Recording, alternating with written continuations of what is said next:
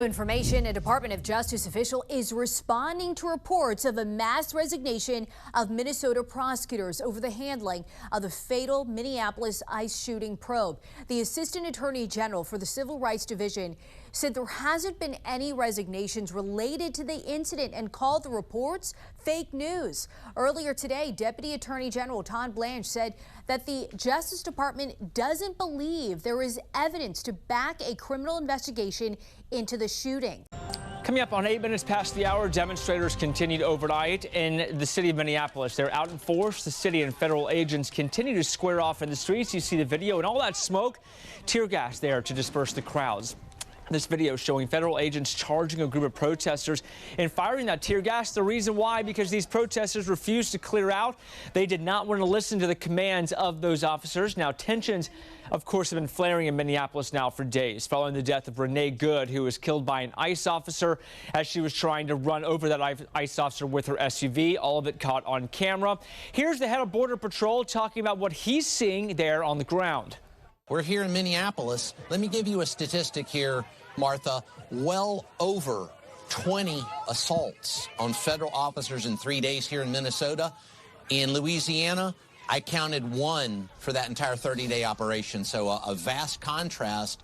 Now, in the past 24 hours, the Attorney General of the state, Keith Ellison, filing a lawsuit against the federal government, looking to end the surge of ICE agents there in the state. The suit against DHS, accusing the agency of excessive and lethal force.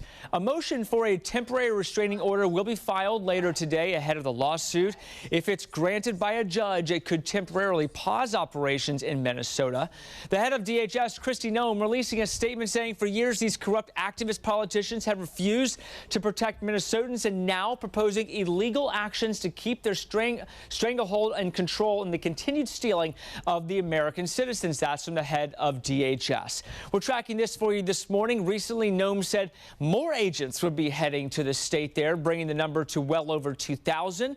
Updates right here at the live desk. Newly elected Seattle Mayor Katie Wilson, along with other city leaders, publicly condemning last week's fatal ICE-involved shooting in Minneapolis, while also urging local residents to sign up for ICE mobilization alerts.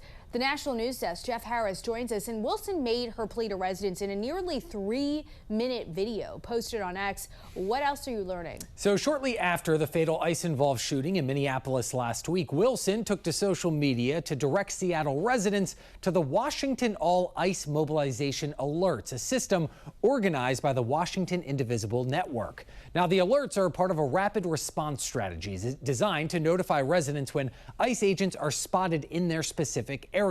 The network was formed back in 2016, and according to Just the News, its broader parent organization called Indivisible has received funding from the Open Society Foundations founded by George Soros. In her social media video, Wilson encouraging residents to participate. I urge you to sign up for the Washington for All ICE mobilization alerts. And don't stop there. I encourage you to raise your voices and demand that every elected official does what they can to actually protect the people who make our neighborhoods home.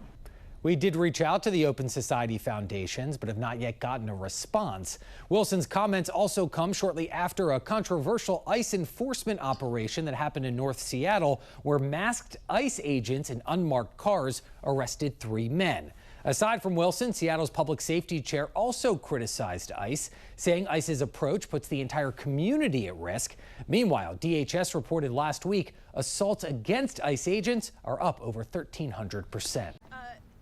I know that this is a hard figure to have precisely, but ballpark, how many murderers do you believe ICE has rounded up so far?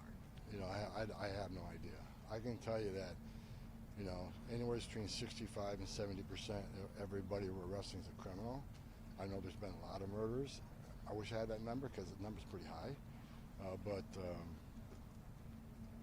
if you look at, we were, you know, deported about 650,000 formal deportations since President Trump's been in office, and you take 65–70% of that being criminals, that's a lot of bad people we deported.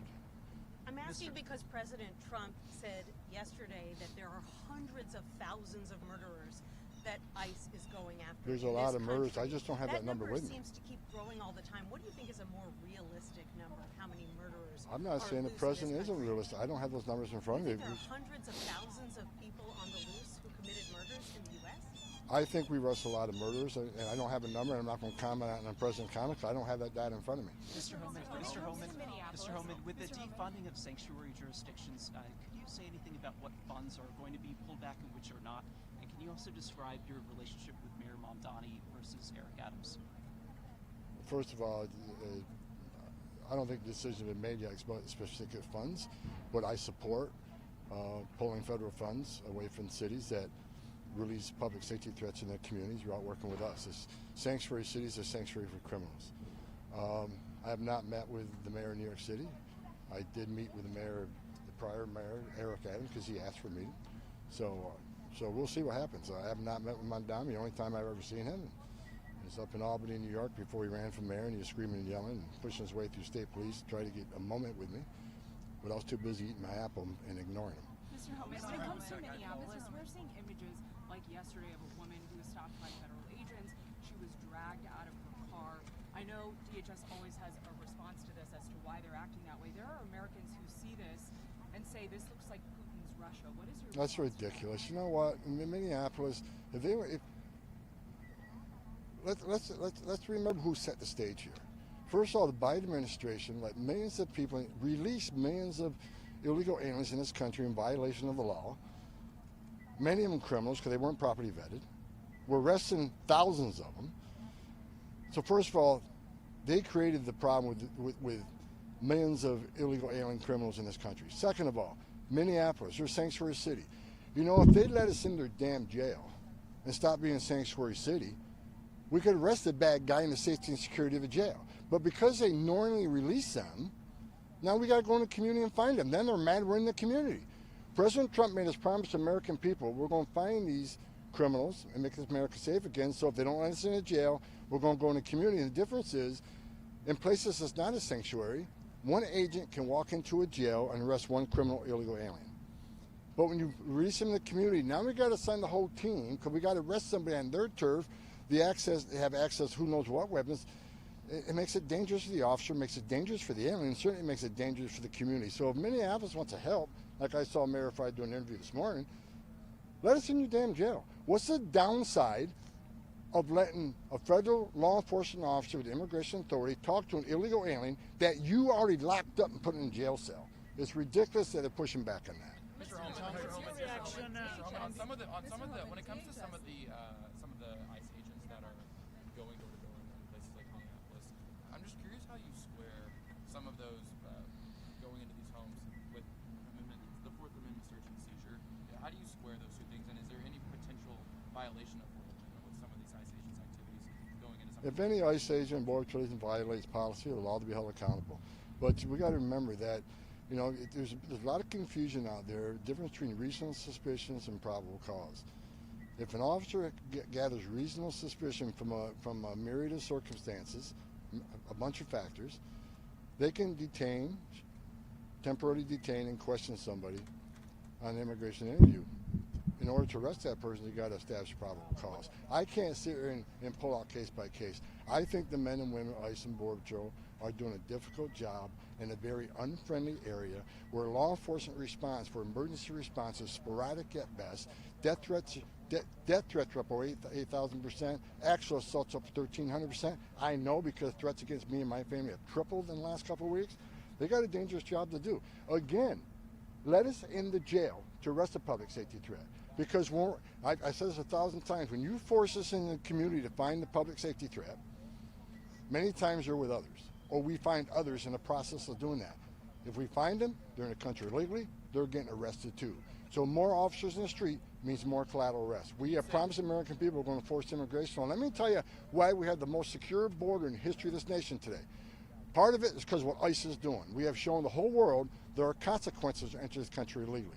We're not going to send a message, cross the border illegally, it's a crime, don't worry about it, get order removed, don't worry about it. Unless you committed another crime, no one's looking for you.